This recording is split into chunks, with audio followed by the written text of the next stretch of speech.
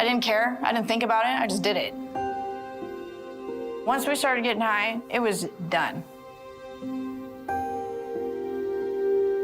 She was 17 years old, and the only way I knew about it is because she was arrested.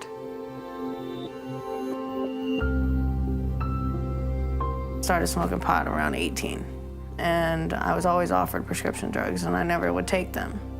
Then I was in a car accident. I was running down in the middle of the night to get some water, fell down the stairs, landed on my back on the wooden floor. It started for me with pot and just progressed into hell, basically.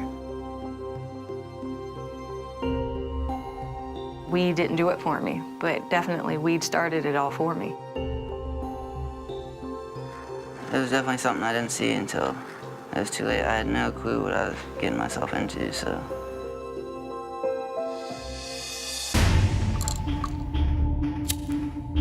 Started taking 3 at a time, and then I was taking 4 at a time, and then I started taking I like became 6 addicted at that a day. time. When you're getting high, it's not just a drug. You're hooked. $500 going to And she dope. was a convicted felon at the age of 18. I had maggots in my leg. Turned to prostitution. Stealing from my family. Married, mother of 3, and I'm They're stripping. gonna take you to hell and back. It's not just a little pill. Takes control of you, I started using heroin. The same heroin that just killed You me. can't go back and say I'm and sorry. it will win. It will get you. Her sister found her. Died in her sleep. My daughter. She was dead. Being addicted to opiates is like chasing a dragon. You're constantly seeking that first high.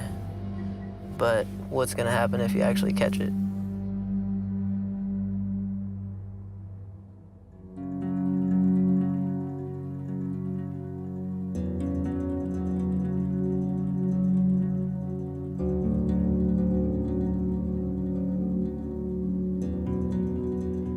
Coming from a great family, you know, always had what I wanted.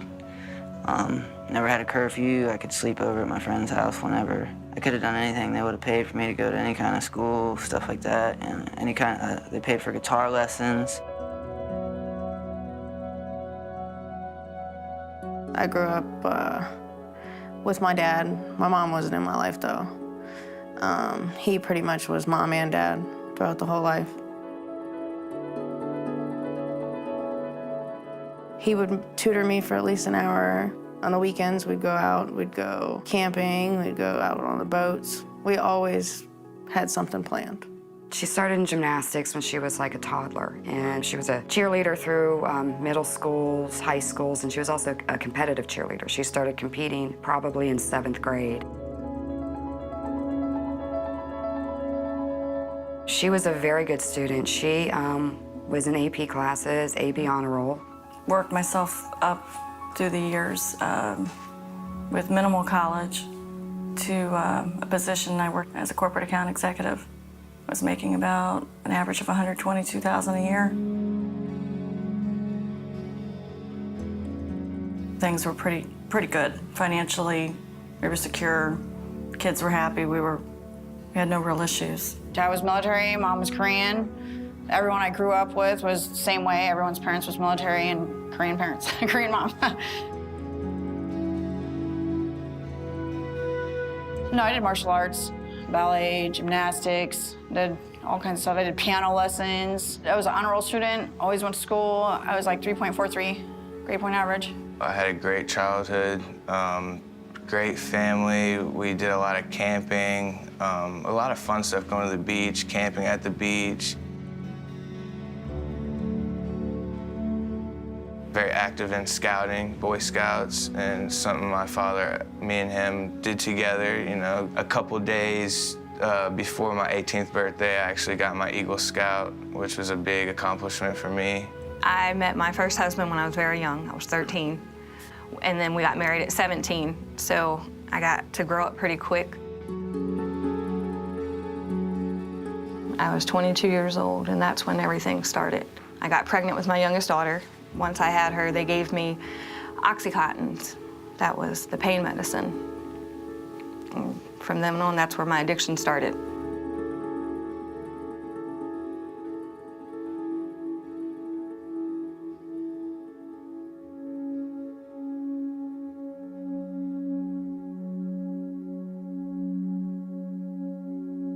a friend offers you something at a party or at home, or you're having a bad day and you need something to pick you up, so somebody hands you a pill and says, here, this'll help you feel better. That's how this problem always starts. I was at a concert, and I was 15 at the time, and I was drinking a beer, so I got a possession alcohol charge. And I got put on probation, so then I couldn't smoke pot anymore. So I started to panic, and then somebody approached me and said, well, here, try this, and it was Oxycontin 80. So I was hobbling into work, and a young lady that worked there used to be a pharmaceutical sales rep, and she had some samples of things. And she said, Katrina, have you gone to the doctor for this yet? And I said, no. So she said, well, I have these things, take one, not more than that, go home, take one, you know. And I had a habit every night where I'd go home and have a glass of wine. So I went home that night and I took what she gave me, but instead of taking one, I took two, because I didn't even know what they were. And took the two, had my glass of wine, and all of a sudden, it just triggered something in my brain, and I would say I became addicted that day. I think the new friends had a really, really big impact on, you know, when she got to that fork in the road, you go left or you go right, and I think at that point, the friends helped pick the road that she chose. This sounds really appealing. I'm gonna try that. But I guess what most people and most kids don't understand is, you know, when you try something, you're not trying it. It's your new path. I just like the feeling of certain things being high. It wasn't like I'm depressed, so I'm gonna take this to make me feel better. It was kind of like, I'm feeling good, I'm gonna try this to see if I can feel even more better. Started taking 3 at a time, and then I was taking 4 at a time, and then I started taking like 6 at a time. And then I went from taking them orally to shooting them. And that was the end. I went back to the doctor a couple times and got him to refill the medicine to the amount that he couldn't refill it anymore. So then I started buying Oxycontin off the street. From there, Oxycontin started to be more expensive and harder to find. A girlfriend of mine introduced me to heroin. I could get a whole lot more for a whole lot less. And then once I shot up the heroin, that was it from there. My addiction took off, and my daughter was 7 months old when I became physically addicted to heroin intravenously.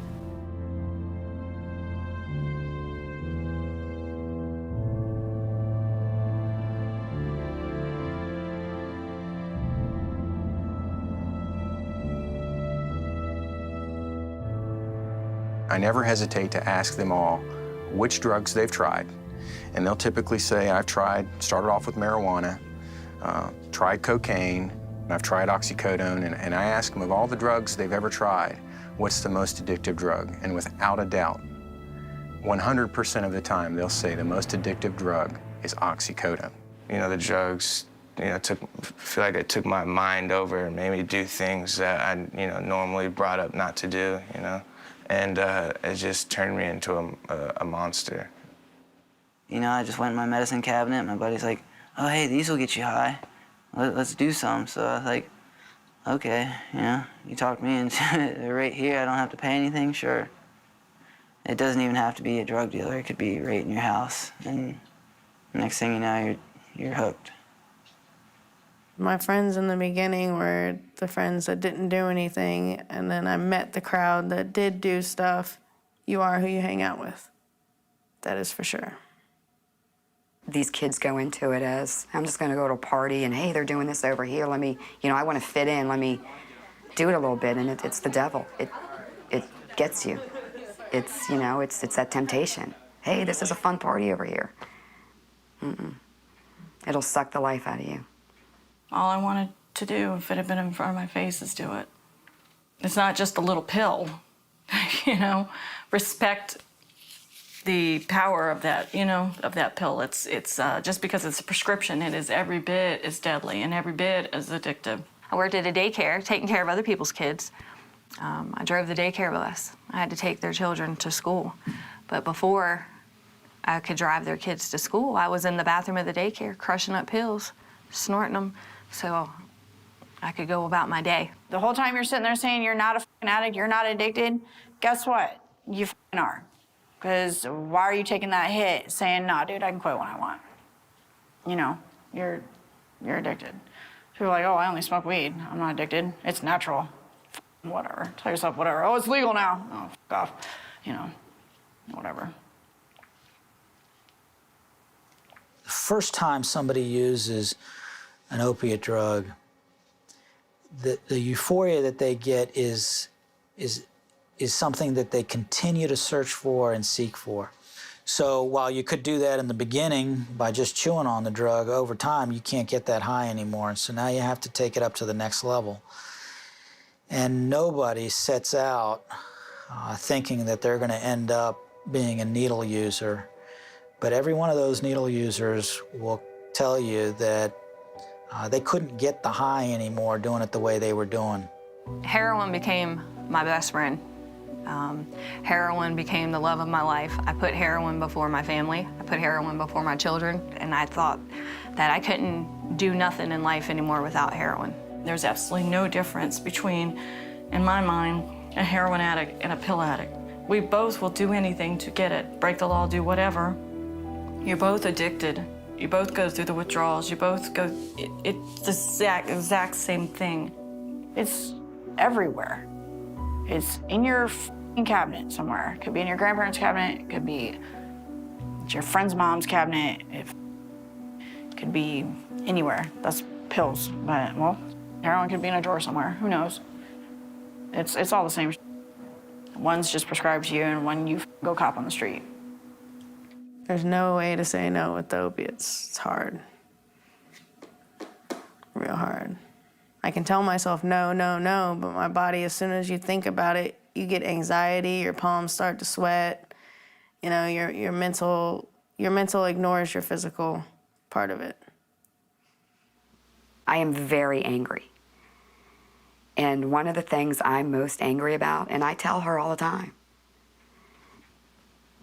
is that that drug was so much more important to you than me.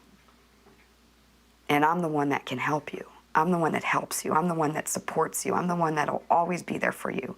You need something, I'm going to be the one to take care of it for you. But something that literally destroyed everything good within you was so much more appealing. Wanted that so much more than anything I could offer her. And I'm angry. I am angry about that.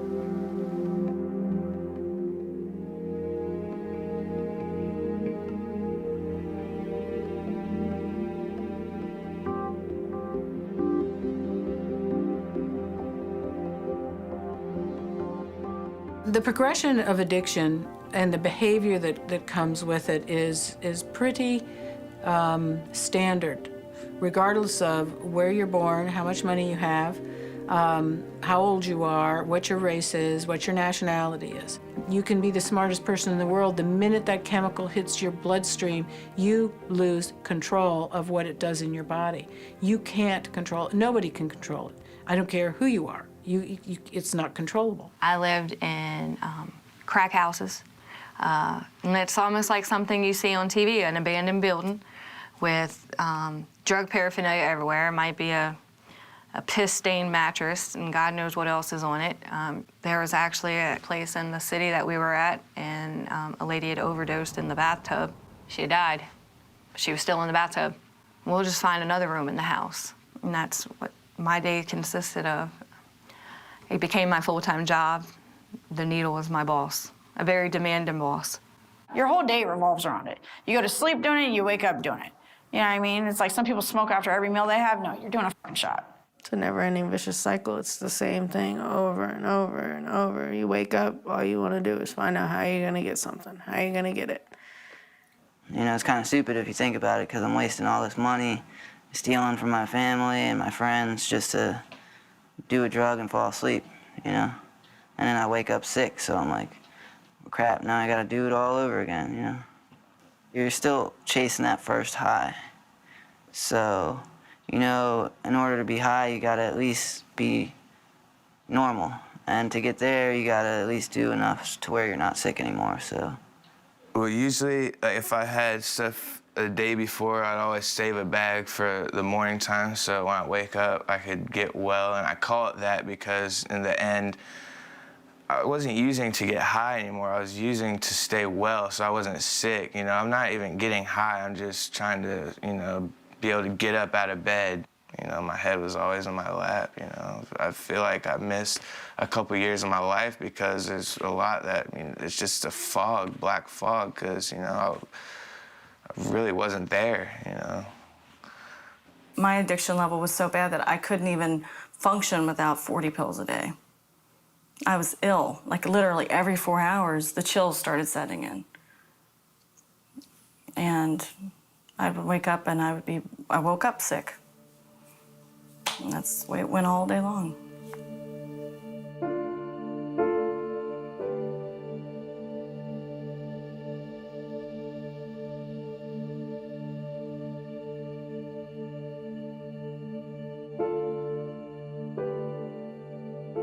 How do you know you're an addict? It's when you're doing something that you know is not good for you, that's harming you, but you can't help yourself. When your relationships are starting to fall apart around you, and you don't care, and the only thing that's on your mind is about how to get the substance and how to get to the next high, you're an addict. You can't maintain an opiate addiction and a normal life for very long. I felt like after my first year of using it, I actually got physically addicted to where I actually needed it to even to wake up and get out of bed, start moving around, take a shower. And that's when I started, you know, stealing from my family, friends. You know, whatever money I had in my pocket was all going to it. If I got a $500 paycheck, $500 going to dope. Because you always tell yourself, whenever you're using drugs, and especially it's like a super addictive one, oh, I'm not addicted. Motherfucker, you're addicted. You know what I mean? Like, you're fucking addicted. You're in denial. You know, you might not be addicted at that point in time, but you're gonna keep using, and a month later or 2 months later, you're fucking addicted. At one point, my husband said he would stop putting gas in the van so I could drive the distance to the city to get my drugs. And I said, well, I'll show you. I'm gonna move to the city. So I don't need my van and I don't need gas money because the dope dealers are gonna be living right here with me. And that's what I did. I ran away from home. You will be high and put yourself in situations that you will get hurt. Someone will take advantage of you. You know, you'll be knocked out, it's gonna happen. You're gonna get hurt. Some people who have money and they don't have to steal for it. And then you meet other people who, you know, just pawn their family's TV and is coming to get high and then deal with the consequences later. She stole checks from her grandmother and signed them. She stole my debit card. If it wasn't nailed down, it was in the pawn shop. She spent $800 a week. My daughter, who had, you know, everything handed to her, you know, could have gone anywhere in the world, very book smart, you know, very motivated, worked at a strip club. My little girl degraded herself just to get that. Women turn to prostitution, which I've done myself. Guys will steal. They'll rob you right in front of you. I've seen guys take guns out on dealers and steal and rob everything from them, not even worrying about if they get shot or end up in jail. People get raped. People get killed over stupid shit. You know? It's... People, now I can say it's just a drug. But like, when you're getting high, it's not just a drug. You know? It's some...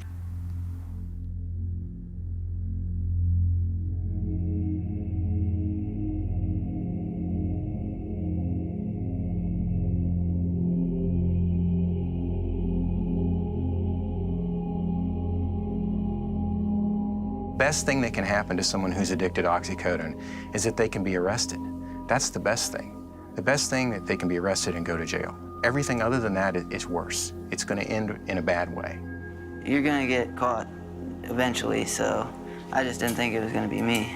I would just think, you know, they must have screwed over the wrong person, you know, they got caught because they weren't careful enough. She was pulled over. I searched the car, and she had a quantity of pills. At that point, she was smoking them, so there was some type of a pipe device in them, so she was arrested. And she was a convicted felon at the age of 18. I have 4 kids. My youngest son will be 1 this month. I've been locked up for freaking 8 months. First time I came to jail, the first time I got locked up this year, he was 2 weeks old. You know, don't even know my kid. My other 3 are in foster care right now.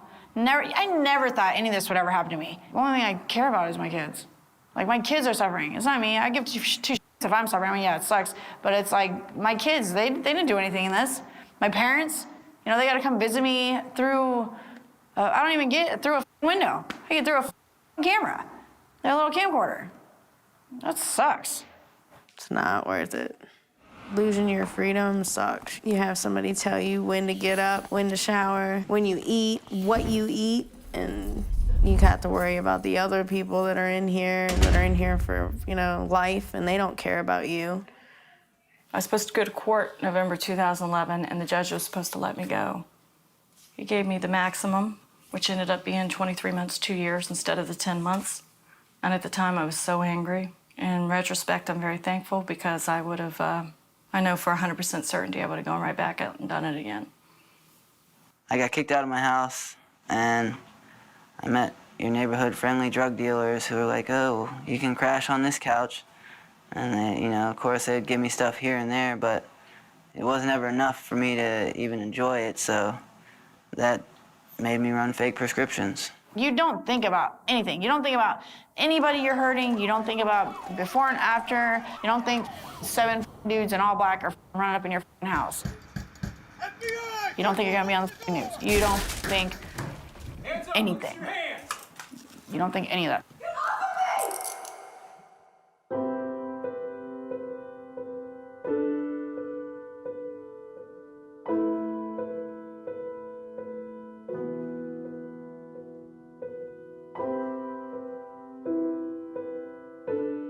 Every generation seems to have their drug of choice. Unfortunately, this generation seems to have found prescription opiates as that drug of choice. And even more unfortunately, the consequences of those drugs are far more devastating than anything else we've seen in the past. Chemically and physiologically speaking, there's very little difference between oxycodone, morphine, and heroin. It's just that one comes in a prescription bottle and another one comes in a plastic bag. In the beginning, I would always try and get pills because you know what you're getting, you know? You know it's always gonna be the same thing. And then eventually that just got too expensive, you know? So then you'd go for heroin because it's cheaper, but you take that risk of getting really good stuff and overdosing, or getting fake stuff, or just stuff that isn't good enough to even get you well. A lot of my friends were trying heroin, you know, to get the same high from the Oxycontin, and it was cheaper, and so of course I got into it, and it just grabbed me, you know. I can tell you this, that I think she was able to access heroin, more heroin, easily than the pills. When she was using one or using the other, she was the same horrible, difficult person. I always said that I would never touch heroin ever in my life, and it was prescription drugs that led me to try heroin. Prescription drugs are the same thing. It's an opiate. You can get 4 shots for the price of 1 pill, and it's a dirty drug, because you never know what you're gonna get. People can cut it with something that can kill you, you know? That's how most people overdose, is that it's cut with something bad. The doctor asked me, he said, where are you getting your heroin from? I said, I'll never tell you who I'm getting it from. He said, I don't want to know from who. He said, I want to know from where. And he said, well, let me tell you what you're shooting up. He said, you're shooting scrambled heroin, and they are using meat tenderizer as a cutting agent. It's not like, you know, a bag of heroin comes with ingredients on the back. And of course you trust your drug dealer that he's going to just, you know, keep you coming back to him but he claims he didn't know either. That's how he got it. But yeah, so it eats everything away underneath. In here, they shoot a meat tenderizer, and they have like big blue, black marks. I'm like, what the is that? They're like, oh, that's meat tenderizer. You've got a few of them. What do you mean? You didn't learn? You don't know. You don't learn because you're trying to get high. It doesn't matter. A lot of my friends have had abscesses. They might get a staph infection, which turns into MRSA, or, Hep C. And, if that's your only needle, that's your only needle, so you're going to use it again. At one point, I had an abscess in my leg that was so bad. I had staph infection. So my leg was like 4 times its normal size. When the doctors cut my leg open to clean it out, I had maggots in my leg. They were eating the rot, the infection. That wasn't enough for me to quit. As I was admitted to the hospital, they gave me a PICC line, which is an IV line. I had the dope dealer come into the hospital and shooting heroin into my IV line. I have contracted hepatitis C from sharing needles with people that I don't know who. I shot up toilet water because I didn't want to spend any money to go buy a bottle of water. So we would stop at public restrooms and use toilet water to mix with it to shoot it up. Rainwater on the side of the road, and we'd suck it up in the needle and shoot our dope. I didn't care what it was going to do to me later on, just I wanted the feeling of it right then and there.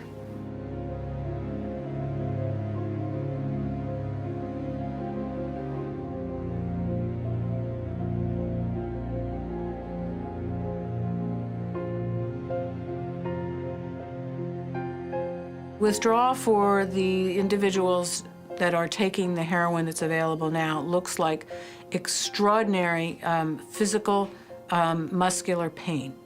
And very few people can actually manage it. Like, you know how when your whole body hurts when you have the flu? And it's like 15 times worse than that. Opiates, you're getting sick. I don't know who the you think you are if you think you're stronger than some dope, because you're not. You know what I mean? Your body's gonna give in, your mind's gonna give in, your judgment's gonna give in, you're gonna bow. And that's just the way it is. That's the way it is. That withdrawal is... You feel like you just want to die when you're going through that. At that point, you're willing to do anything to get that next high so you can just feel normal. I mean, I remember her in her room crying and just busting her room up, screaming to me, just get me a little. Just get me a little so I can stop. No. Feels like your skin's crawling and you can't sit still and you'll do anything to make it stop. You can't move. You constantly sneeze. Your fucking whole body aches. It hurts. People are crapping on themselves. People are puking on themselves. People are doing both at the same time. You would probably rather be dead than have to actually go through a withdrawal. It was horrific. I was sitting on the toilet, diarrhea, vomiting on the floor, so weak I couldn't even move. I just lay there like, I don't want to eat, drink, nothing. It's just something that I never ever want to experience again. It is the worst feeling ever. And I wouldn't wish that feeling upon my worst enemy. That's how bad it is.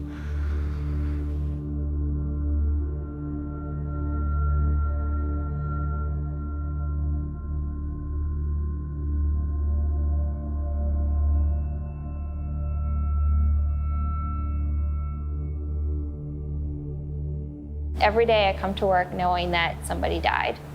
And more times than not, we have at least one prescription drug or other substance abuse case. Your friends, your family will find you dead, and then what happens?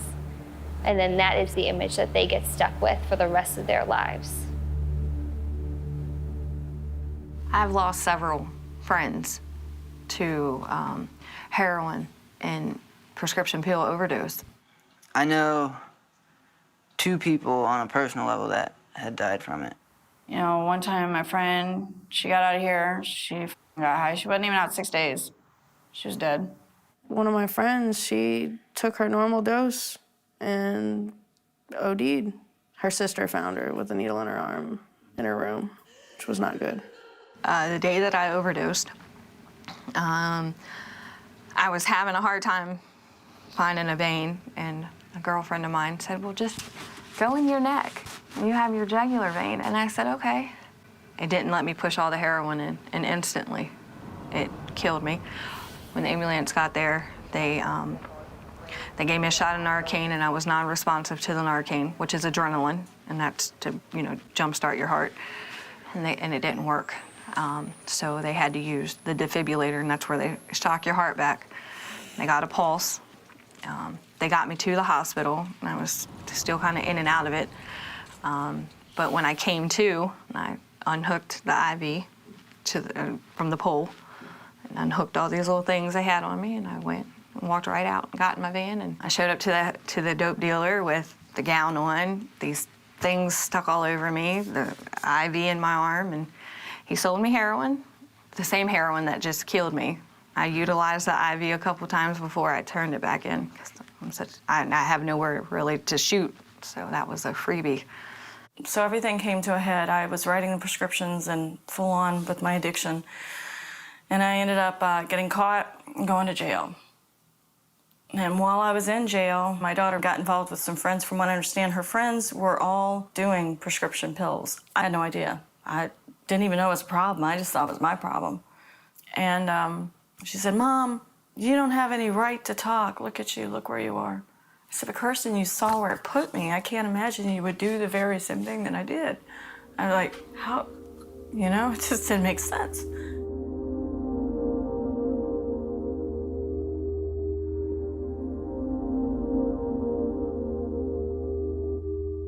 My mom, I would go to the doctor's office every time with her. I told her I'd go in for her, and usually it works because she'll go in for me and ask for my prescriptions, and they give it to her. And so I went in there and I asked, and next thing you know, she got arrested, and then she called me saying that I had a warrant for me. I said, why would you make me go in and do that? Like, to your own daughter, knowing that she can get caught and get in trouble. And she said that she was sorry because that she didn't realize how bad her addiction was. You need help, Kirsten. When I talked to her, she didn't even say goodbye. She must have nodded off the phone because I heard like and that was it. It was Saturday afternoon. I was in the jail, and they came down and told me they needed to see me. And I went up, and because her father and I were both arrested for the same thing, we were both there, so I saw him coming. And the detectives came and told us that she, you know, what had happened, the parent overdose, and that she was, initially they said she'd passed, and then they said she was in ICU, struggling for life. And they wanted me to, you know, talk to the doctor, and the doctor recommended I disconnect all life support, and I refused. And then they had 7 resuscitation efforts, I guess, and eventually, you know, that morning she passed away. So. At her funeral, most all the kids were high. Death is real. And I will say, because I remember being that teenager too, so I know it's like they're gonna mock it, but it's real. And once, I mean, I think I'm still in shock. Like it is hard. I don't even know how to put it into words. Maybe that's why I'm able to deal with it, because it's so mind-numbing that someone you love that much. She was my first love. Someone you love that much, you can lose like that, and you can't go back and say I'm sorry or set a better example or talk them out of it, you know. And I know she didn't want to go. I know that's not what she wanted. I know that she had, you know, all these things that she wanted to do, and I know that as they resuscitated her through the night, that was her way of clinging to life, you know? But it was too much.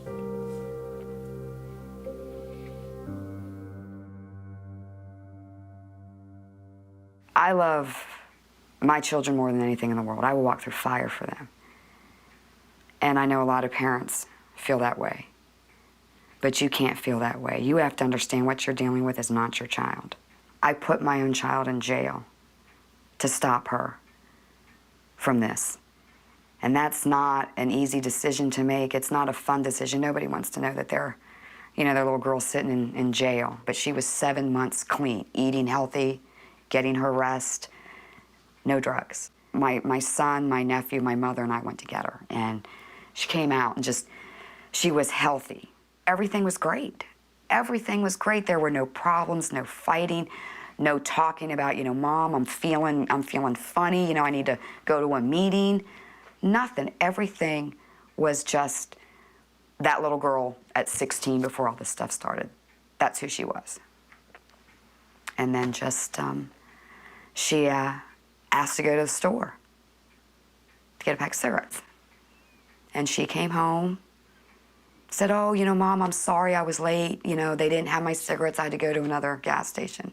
Okay, and things fine. So I'm cooking dinner, and I'm like, you want to help me cook? She's like, no, I don't want to help you cook. So I'm going to go in my room and watch TV. And she was so bubbly, like nothing. Nothing was wrong. And she went upstairs, and it was maybe 40 minutes. I was cooking dinner. Dinner was done. And I'm hollering for the kids. My son and nephew come down, and Sierra doesn't come down. I think she fell asleep or something. So I go upstairs and knocking and knocking and knocking on the doors, no answer. I open that door, and my little girl is on the floor dead.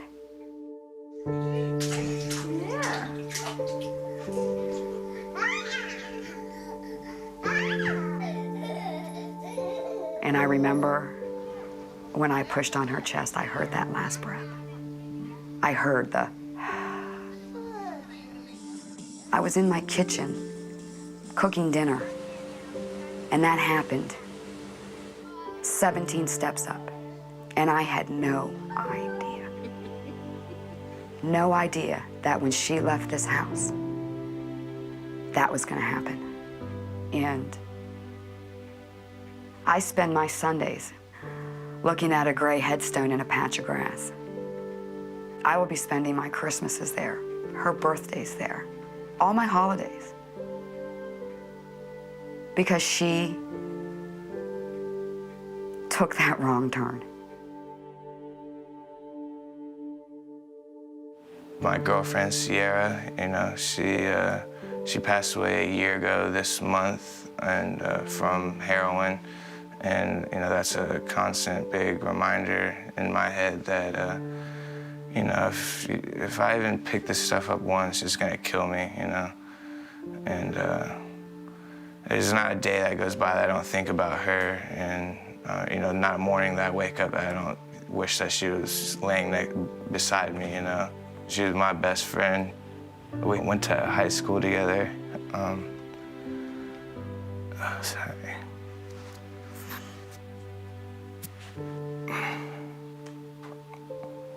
I met her in high school. I'm sorry.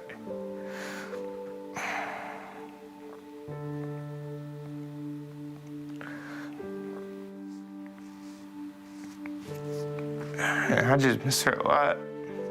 I wish she was still here with me.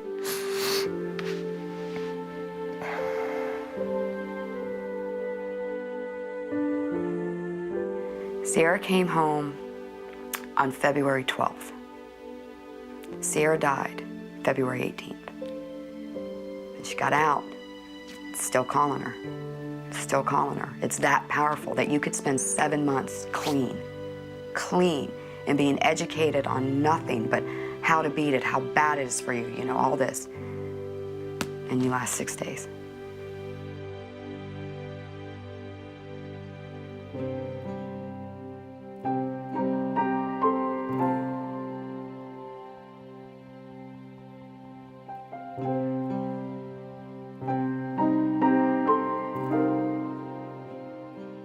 spiral down is so fast. You know, it doesn't take much. And I lost everything. I lost my daughter, first and foremost, but I lost pictures, every material possession I had. I had never been in trouble in my life. I'm now a felon at 41 years old. So all that work I did, you know, all those dreams I had, you know, it's like I'm starting over again with a huge weight on my shoulders, you know, all for a pill.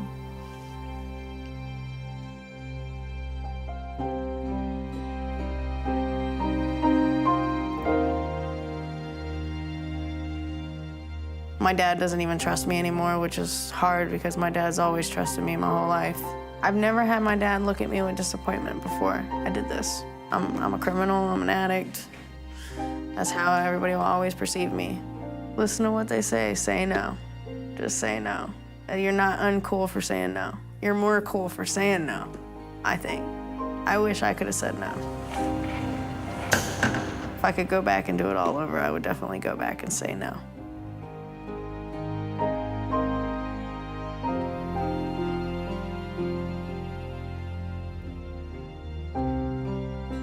I didn't feel like I was physically hooked, but that's because I never gave it a chance to stop. You know, and I didn't really learn how to enjoy life without drugs. As much as I wanted to quit, I was too scared to ask for help. I don't want to freak my parents out by telling them I'm hooked on some hardcore drug. It didn't kill me like everyone told me.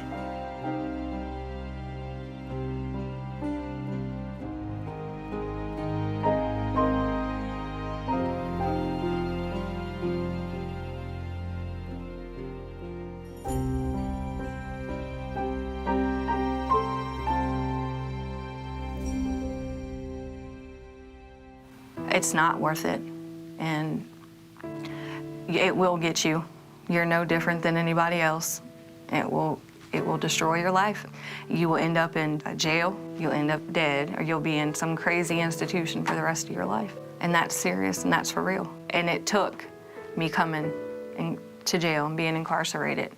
And it took me missing my mom's funeral, missing my children grow up. It's taken all of this, because nobody in their right mind would turn their back on their dying mom for a drug. I want to be that loving and caring mom that my mom was to me, to my girls. I don't want them to hate me, to resent me. I don't want them to be embarrassed by me anymore.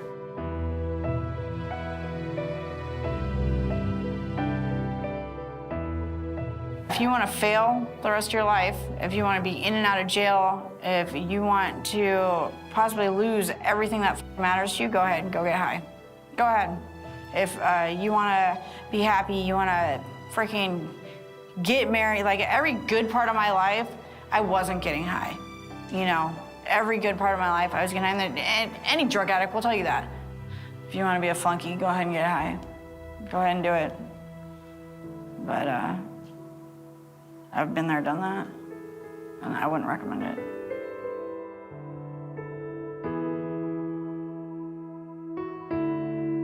Sierra did not take life for granted until she started using. It is much stronger than you, and it will win.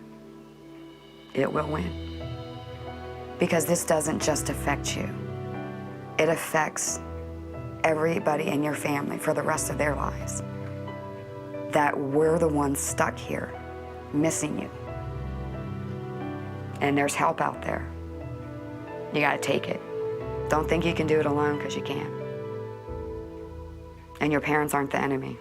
They just want the best for you.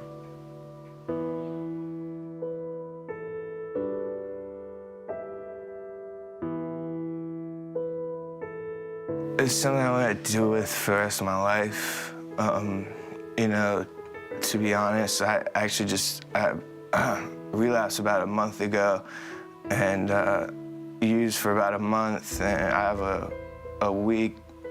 I had a week clean on Wednesday, and you know, that's something that just shows how powerful this disease is. For me to lose somebody a year ago, not even a year go by and I'm already using it. That's how powerful this stuff is. And, I'm just gonna try my best to stick with it, because I know it will kill me. And,